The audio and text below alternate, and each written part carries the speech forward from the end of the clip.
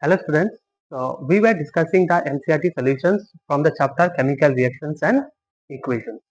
So in the previous two videos, some of the questions already we have discussed. So in my previous video, I have discussed till question number 8. Now let's see what is the next question. So what does one mean by exothermic and endothermic reactions? So exothermic reaction, exothermic, this thermic word, it is related to the heat. So in case of exothermic reaction, when the product will be formed, along with the formation of the product, some amount of heat will be released. So let's suppose if I write magnesium reacts with the oxygen. So they will form magnesium oxide, and along with the formation of the magnesium oxide, some amount of heat will be released. This is the symbol of the heat. It is called delta. So exothermic, what is exothermic reaction?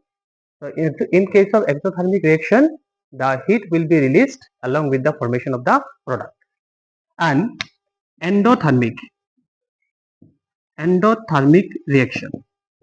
Endothermic is just the opposite of the exothermic reaction. Here, to take place the reaction, the reactant need or the reactant will absorb the heat and product will be formed. For example, calcium carbonate, it will absorb the heat and it will convert into calcium oxide plus carbon dioxide. So here you see, in case of exothermic reaction, after the formation of the product, along with the formation of the product, heat will be released. And in this case, in case of endothermic reaction, the reactant will absorb the heat and it will convert into the products.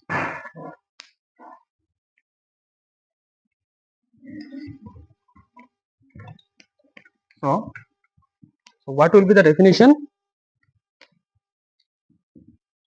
So first, exothermic reaction.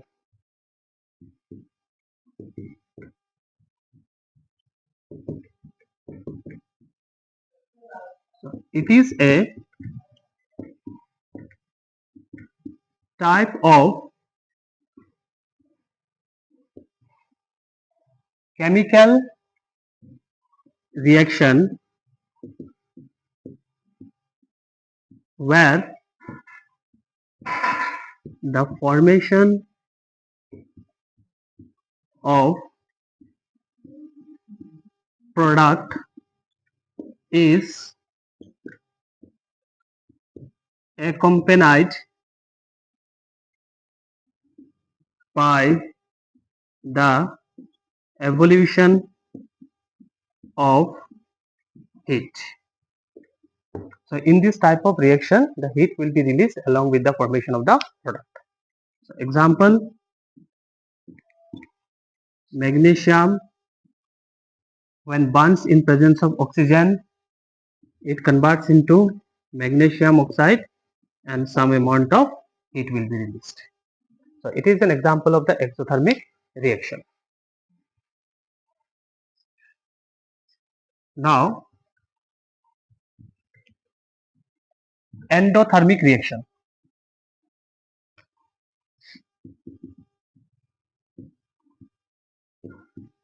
Endothermic reaction. So it is a type of chemical reaction where the formation of product is accompanied by the absorption of heat. Just we have to change the one word. In case of exothermic, after the formation of the product, it will be released. In case of endothermic reaction, the reactant will absorb the heat and it will be converted into the products. Example, calcium carbonate. If you provide the heat to the calcium carbonate, it will convert into calcium oxide plus carbon dioxide. So these two are the definitions of the exothermic and endothermic reactions. Okay, now the next question is, why is respiration considered an exothermic reaction? Explain. So first we should know what is respiration. So respiration is a biological process which takes place inside our body or inside our cells. So what is respiration? So whenever we take the food ultimately goes inside the cell. Then inside the cell also one specific cell organelle we have, that is the mitochondria. So the food will enter into the mitochondria and oxygen also will enter inside the mitochondria. So this food in presence of oxygen, it will break down into carbon dioxide plus water, and along with this some amount of heat energy will be released. So this process, all this is the reaction of respiration, and this takes place inside the mitochondria. That is why mitochondria also called as the uh, energy house of our cell.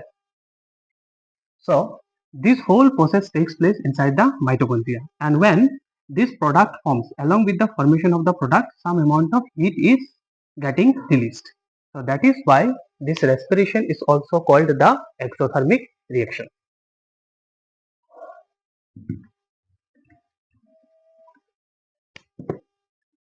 So respiration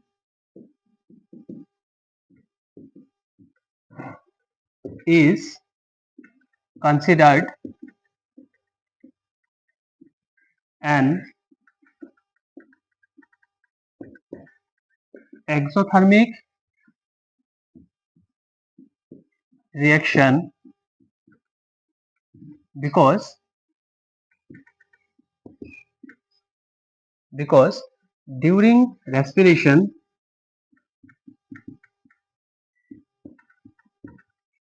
food in the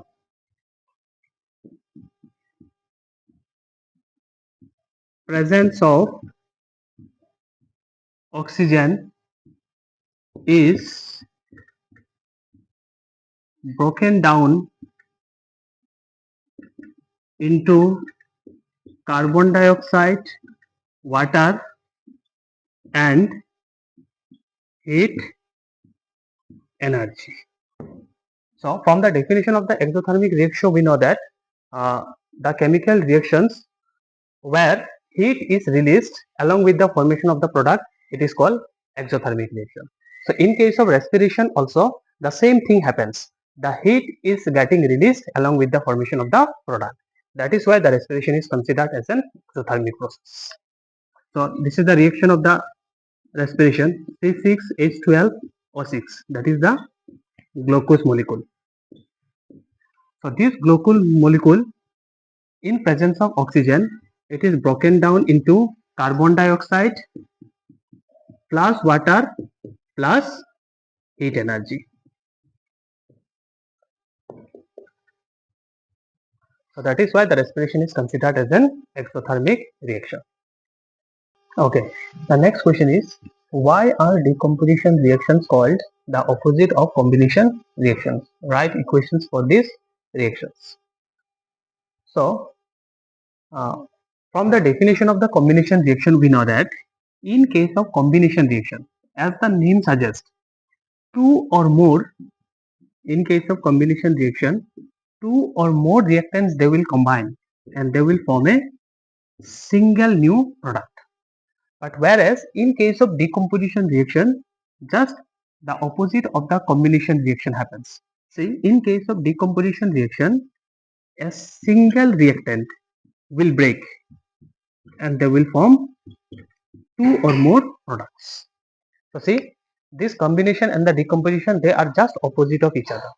In case of combination reaction, the reactants are two, but in case of decomposition reaction, the products are two. In combination reaction, the product is one, but in case of decomposition reaction, the reactant is one. So why they are called opposite of each other? Because in case of combination reaction, two reactants, two or sometimes more than two reactants, they combine and they form a single new product. Whereas in case of decomposition reaction, a single reactant decomposes into two or more products. So that is why they are called opposite of each other.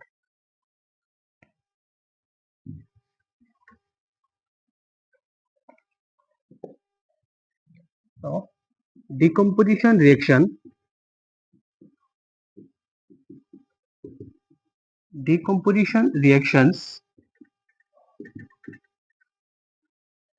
decomposition reactions are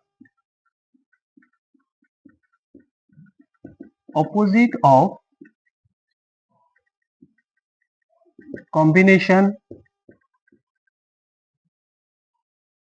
reactions because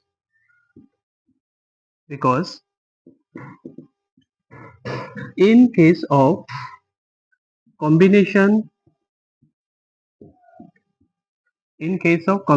reactions, two or more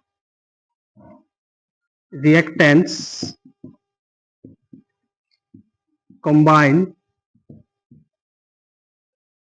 to form a single new product. So, example of the combination reaction is magnesium reacts with oxygen, they form magnesium oxide. Whereas in case of decomposition reaction,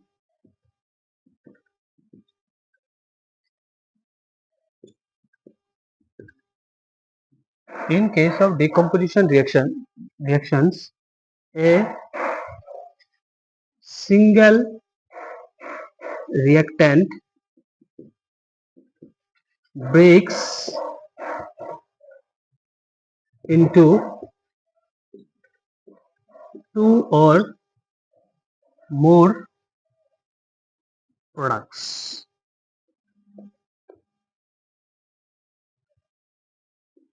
Example, calcium carbonate. If we provide the heat to the calcium carbonate, it will convert into calcium oxide plus carbon dioxide. So that is why decomposition and the combination, they are just opposite of each other. In combination reaction, the two reactants combine and they form a single new product. In case of decomposition reaction, a single reactant breaks into two or more products. Okay, now let's see the question number 12. Write one equation each for decomposition reactions where energy is supplied in the form of heat, light or electricity. Means here we have to write three examples of the decomposition reactions. In one case, the source of energy will be heat. In another case, the source of energy will be light. And in another case, the source of energy will be electricity. So, first one, calcium carbonate. If we provide the heat to the calcium carbonate, it will break into calcium oxide plus carbon dioxide. So, it is an example of the decomposition reaction where the source of energy is the heat. Next, the source of energy has to be light. Silver chloride, in presence of light, it breaks into silver plus chlorine gas. And the third one, the source of energy has to be electricity. So, through the water, if we pass the electricity, it will convert into hydrogen gas plus oxygen gas. So, these are the three examples of the decomposition reactions where the source of energy is the different. In one case, the source of energy is the heat, here light, here electricity. So, the decomposition reaction where the reactant breaks into the products in presence of heat. So, this kind of decomposition reaction is called thermal decomposition. Next, the decomposition reaction where the source of energy is the light. This kind of decomposition, it is called photolysis. It is called thermal decomposition. This one is called photolysis. Photo means light and lysis means breakdown. And here the source of energy is the electricity.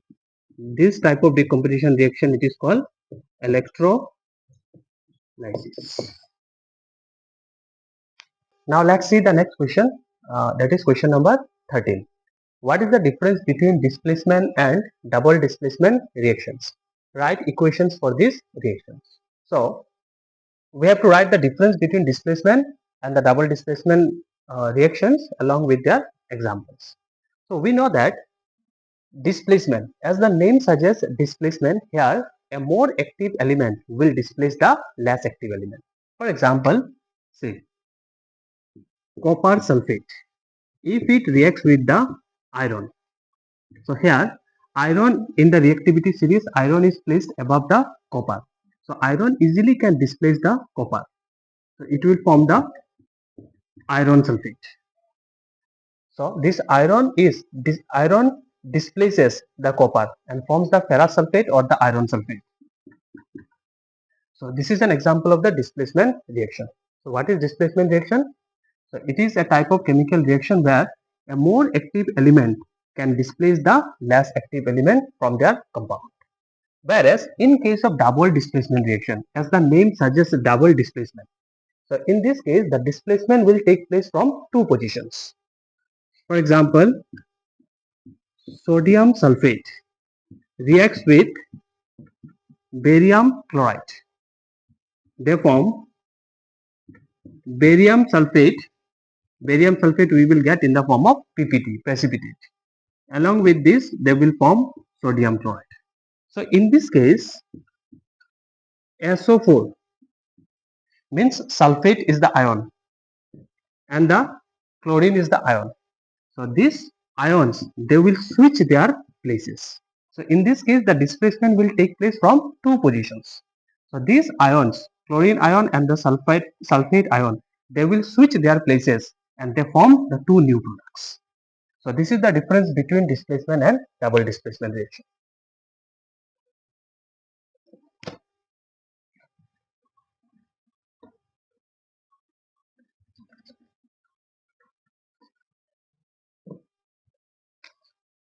First one, right? In case of displacement, in case of displacement reaction, a more active element displaces the less active element from their compound. Whereas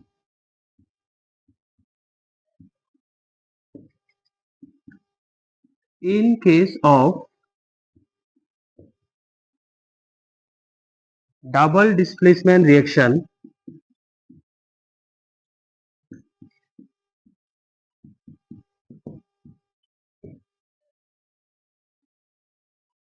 the ions of two reactants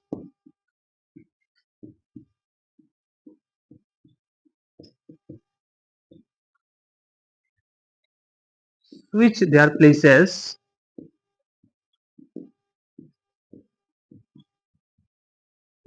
forming two new products. So in case of displacement reaction, the displacement occurs from one position. In case of double displacement reaction, the displacement takes place from two positions. So in case of displacement reaction, a more active element easily can displace the less active element. Whereas in case of double displacement reaction, the ions of the two reactants, they will switch their places, and as a result we will get the two new products. Now we'll be writing the equations of both the reactions.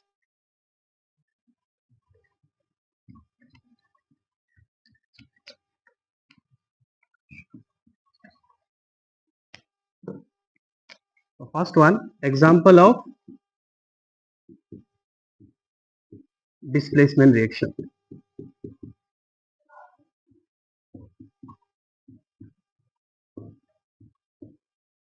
So copper sulfate, it reacts with iron. They will form iron sulfate plus copper. Next example of double displacement reaction.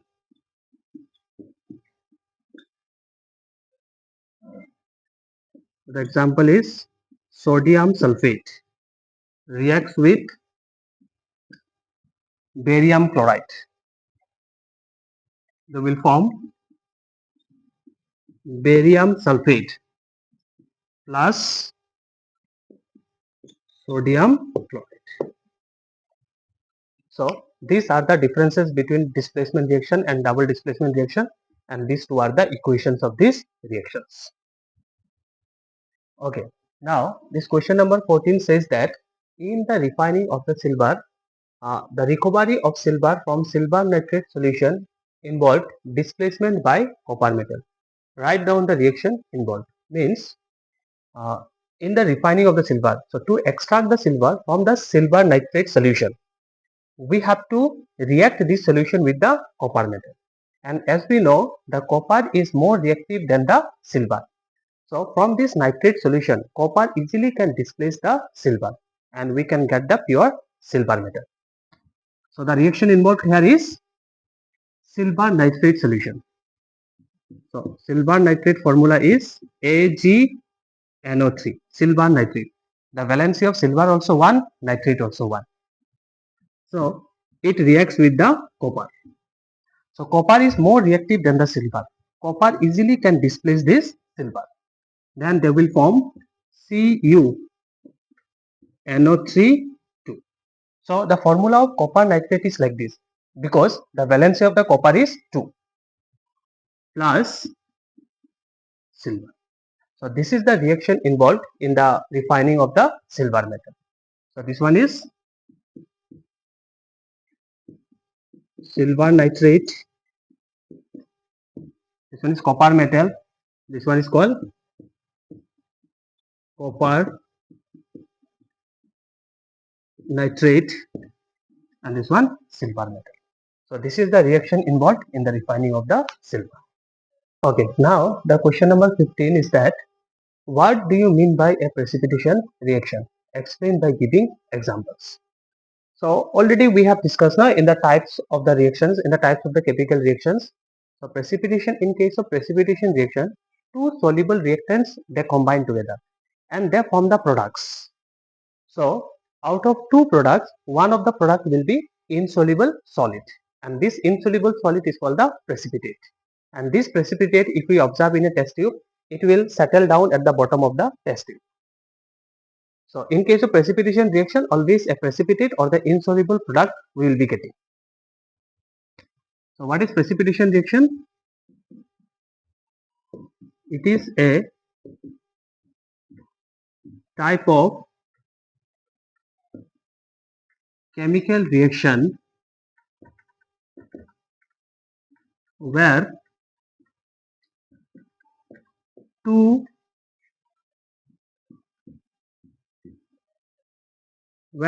soluble reactants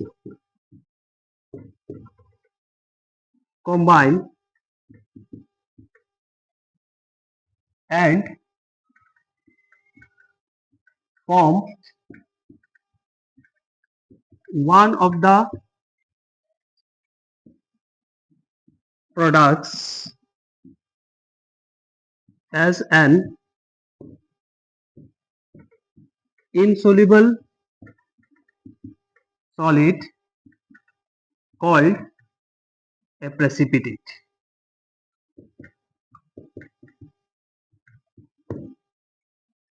Example, say potassium bromide, KBr,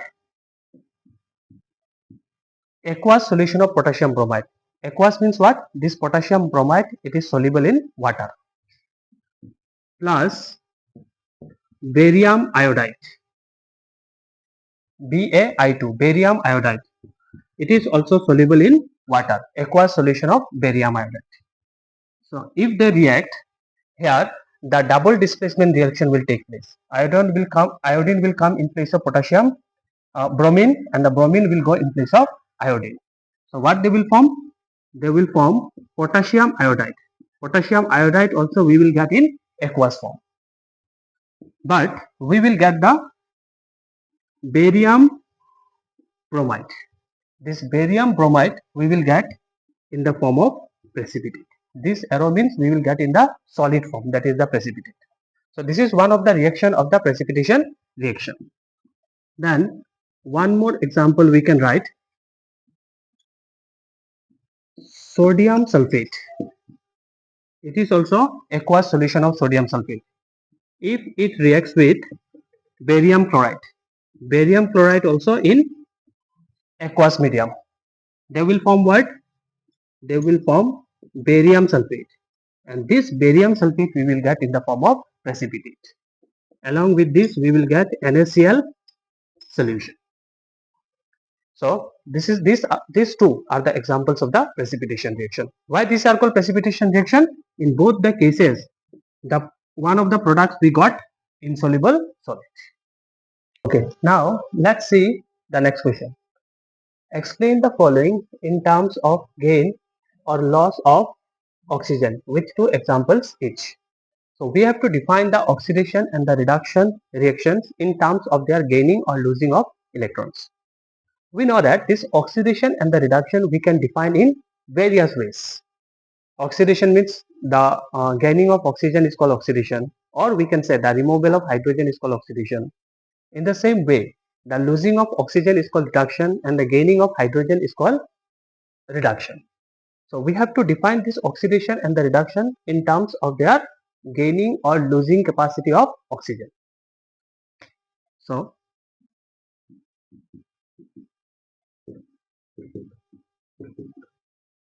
oxidation, how can we define? The addition of oxygen to a substance is called oxidation. So the gaining of oxygen is called oxidation. Example, hydrogen reacts with the oxygen. They will form H2. Here you see the oxygen gets added to the hydrogen. So this addition of oxygen is called oxidation. Then we can write magnesium reacts with the oxygen. It will form magnesium oxide. It is also example of the oxidation reaction. Now reduction. Reduction is just opposite of oxidation. The losing of oxygen from a substance is called reduction, or we can say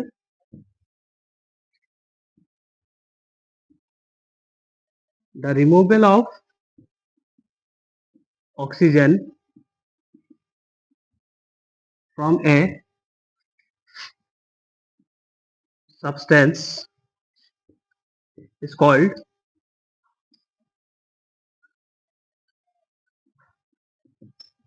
reduction. Example,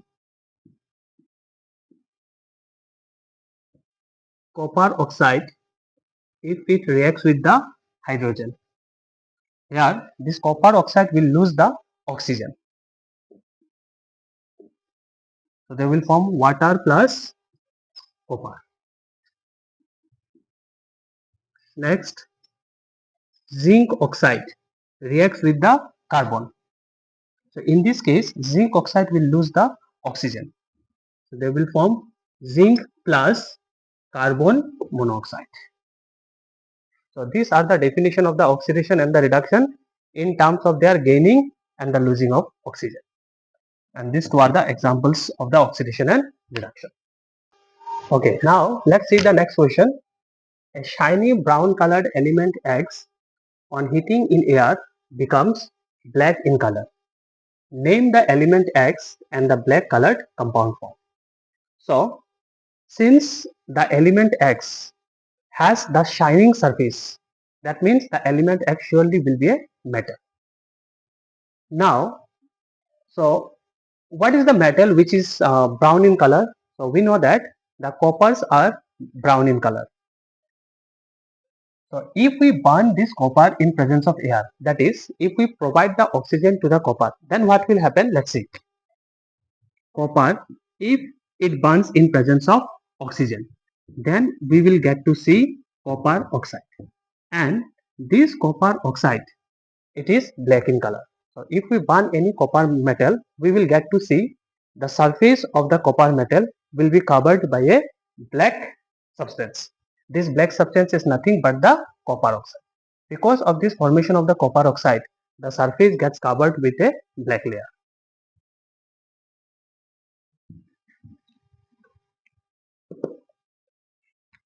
So the shining brown element X is copper.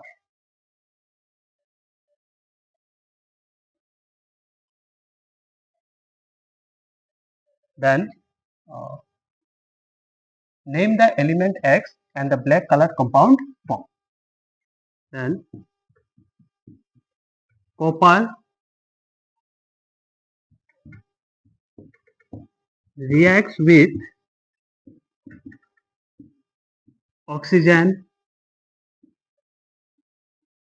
and forms a black colored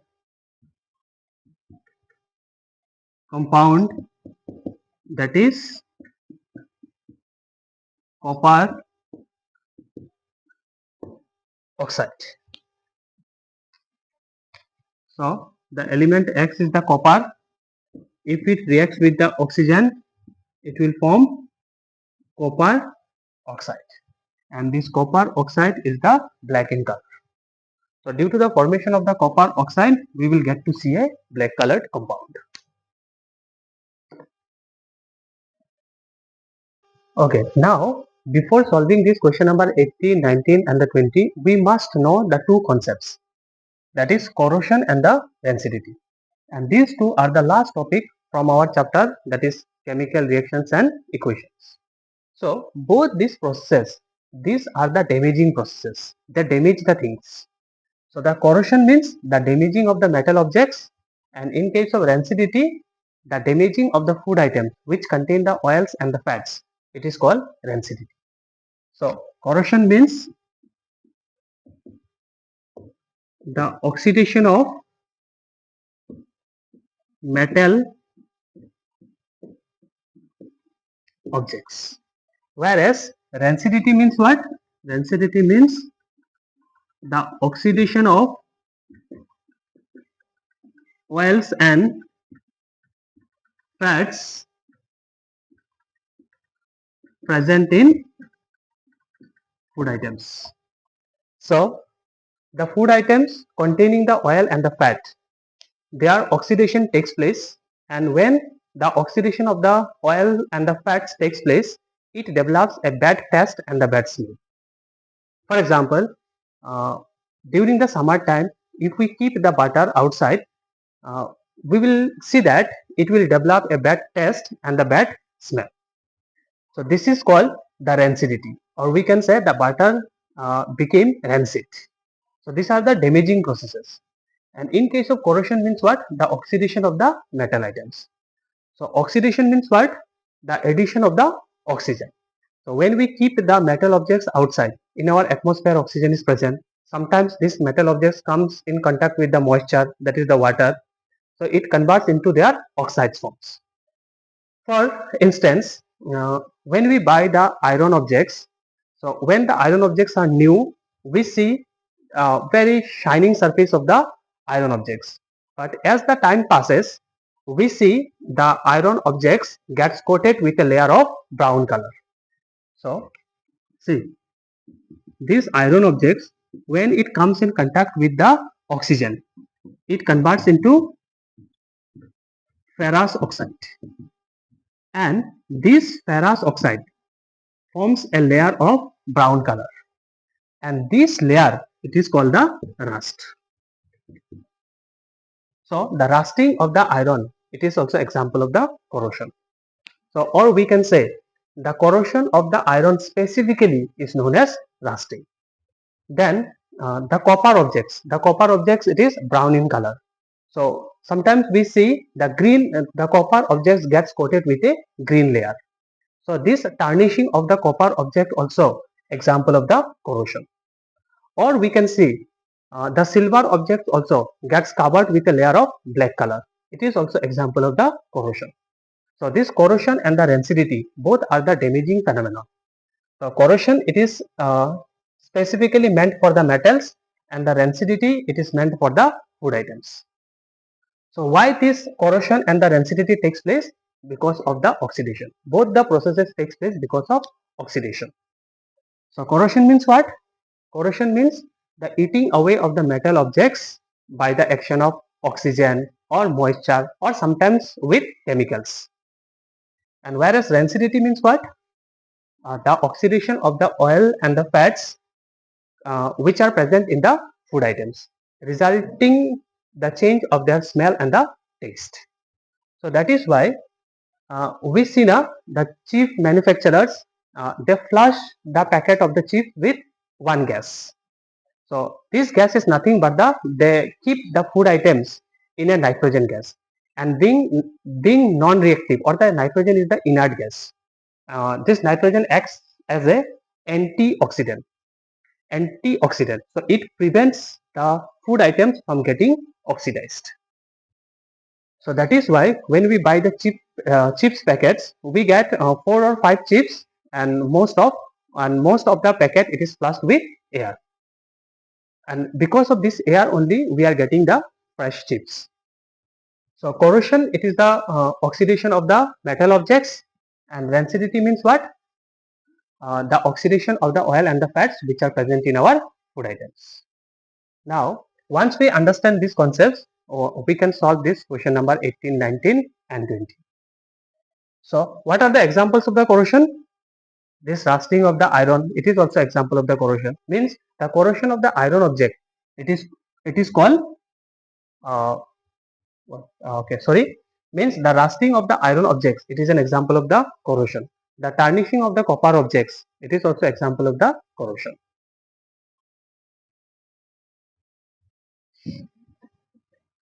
And both are the damaging processes.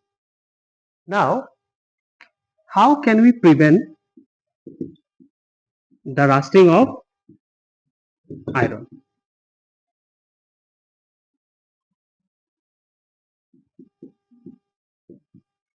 How can rusting of iron be prevented?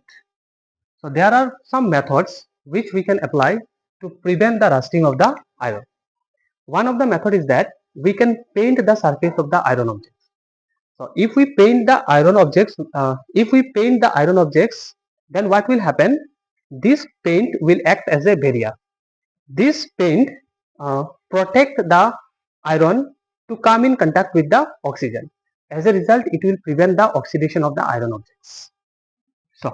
So first method is painting. So we can apply the paint, and this paint will act like a protective barrier. Next, rusting of iron can also be prevented by the method of galvanization. So galvanization also, it is one of the technique where the iron objects the iron objects gets coated with a zinc layer. So zinc also one of the metal. So if we do the zinc coating on the iron object, then zinc being more reactive, it will react with the oxygen. So what will happen?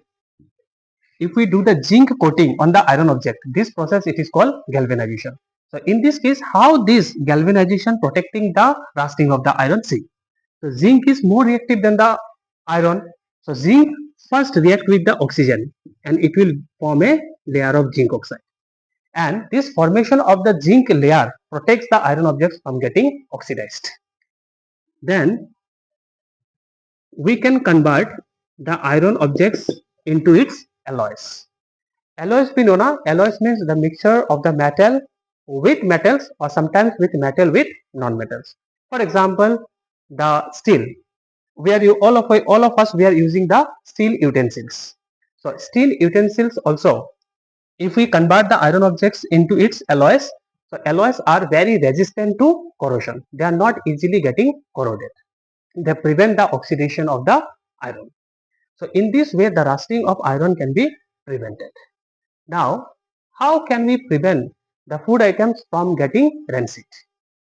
So one of the method already I told no, we can keep the food items uh, in a uh, or we can mix some antioxidants with the food items. For example, nitrogen, it acts as an antioxidant. It prevents the food items from getting oxidized.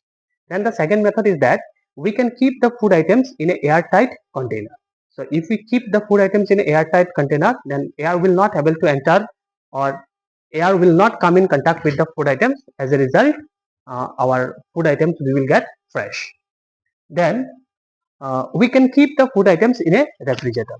So if we keep in a food items in a refrigerator, that also slow down the process of rancidity.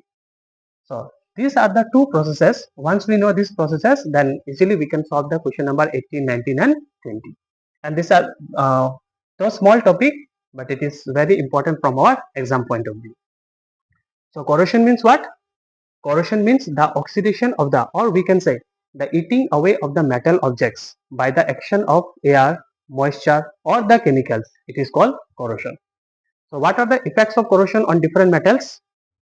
So iron objects gets covered with a layer of brown color. It is also effect of one of the corrosion. Then the copper objects gets coated with a layer of green color. Then the silver objects gets coated with a layer of black color. An example of the corrosion, the best example is the rusting of iron.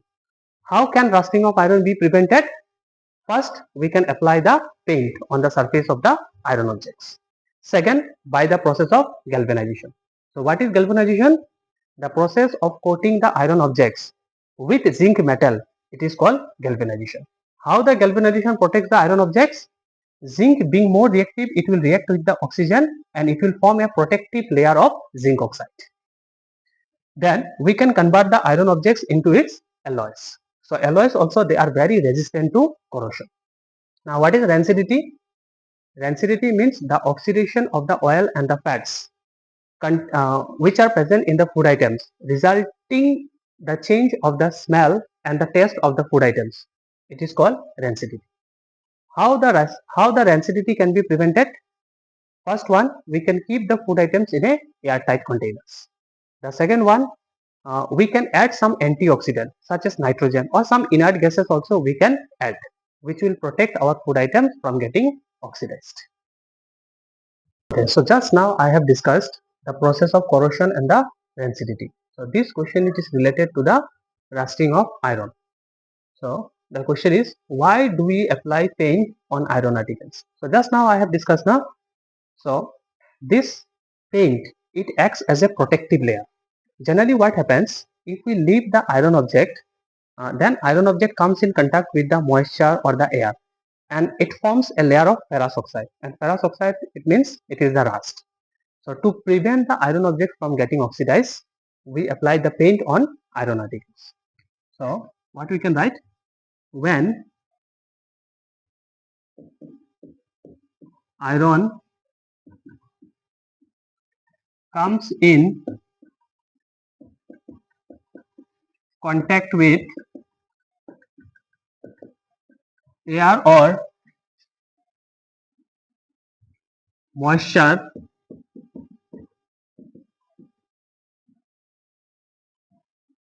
it forms a layer of ferrous oxide called rust. Therefore,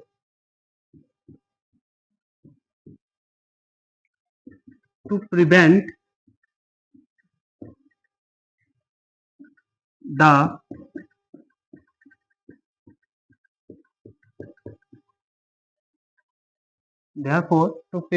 iron objects from getting oxidized,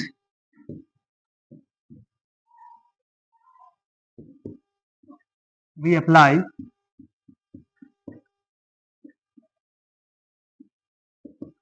paint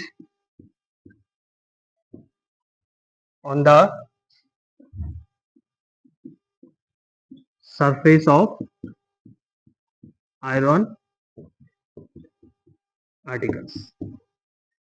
Generally, to prevent this oxidation, we apply over the surface of the iron articles paint. Okay, now the next question is, oil and fat containing food items are flushed with nitrogen. Why? So this question also already I have discussed now. This nitrogen acts as the antioxidant, and being inert, it prevents the food items from getting oxidized. So that is why the cheap manufacturers also uh, they flush their packets with nitrogen gas. Oil and fat containing food items are flushed with nitrogen gas because nitrogen acts as an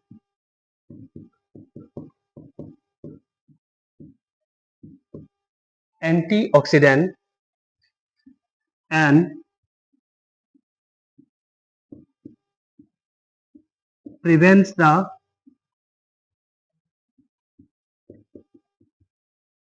food items from getting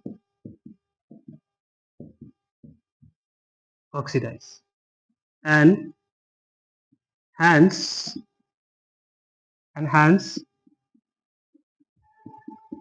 protect the foods from getting rancid.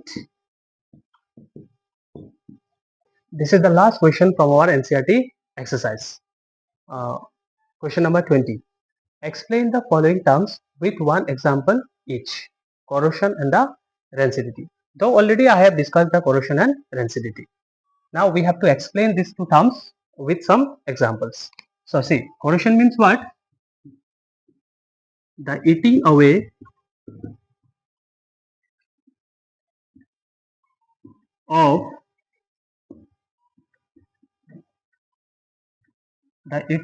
or we can say the slow oxidation of metal objects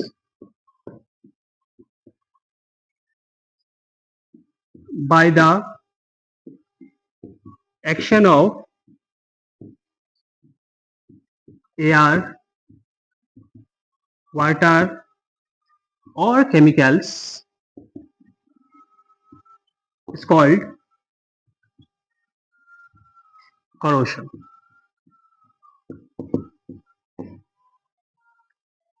Or we can say the process of slow oxidation of metal objects by the action of air, water or moisture or chemicals is called corrosion.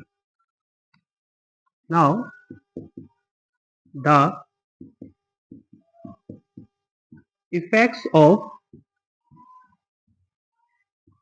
corrosion on different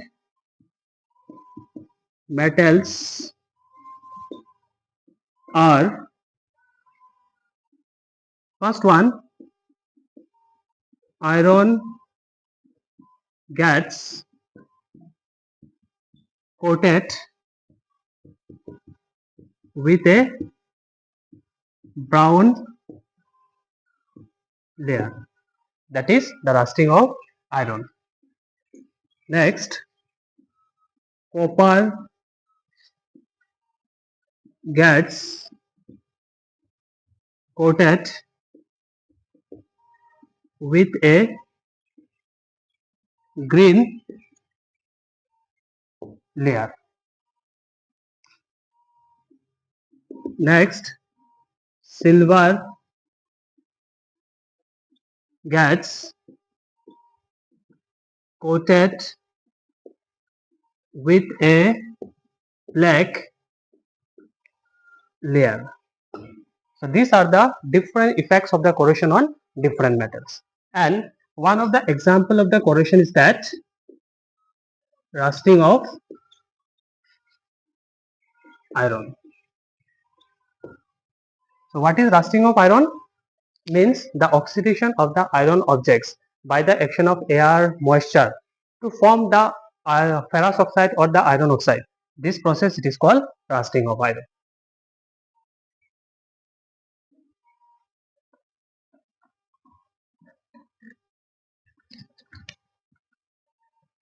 Next, rancidity. So we know this is the oxidation of the oil and the fats which is present in our food items.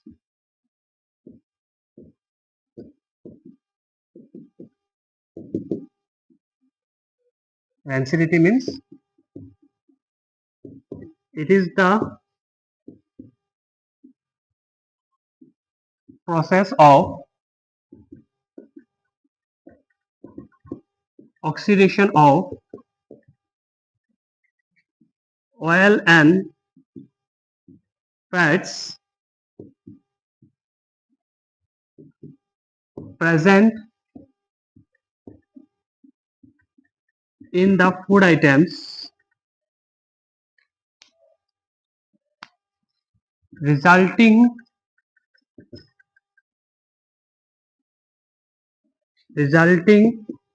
in their taste and smell. So rancidity means what? The oxidation of the oil and the fats which are present in our food items, and whenever this oxidation of the oil and the fat takes place, it develops a bad taste and the bad smell.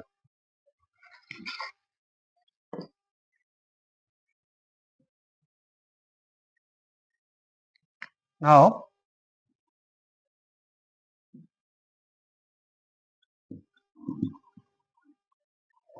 prevention from rancidity.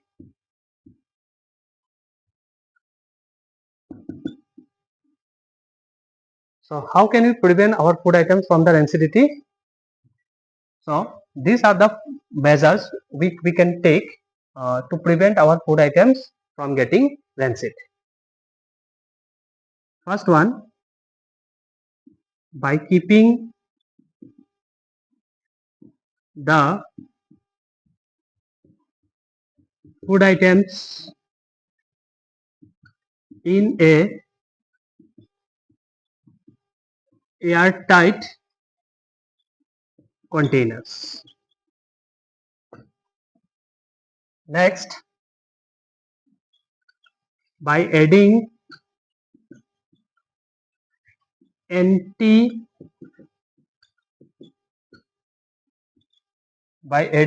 antioxidants such as nitrogen to prevent the oxidation of oil and fat molecules.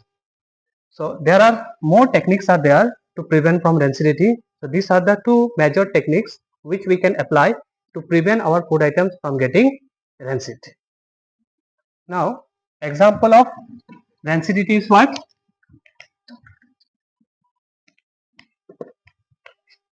So what will be the example? So during summer, when we keep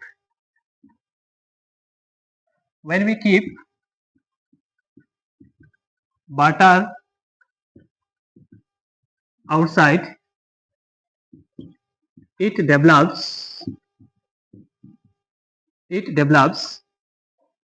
a bad taste and smell.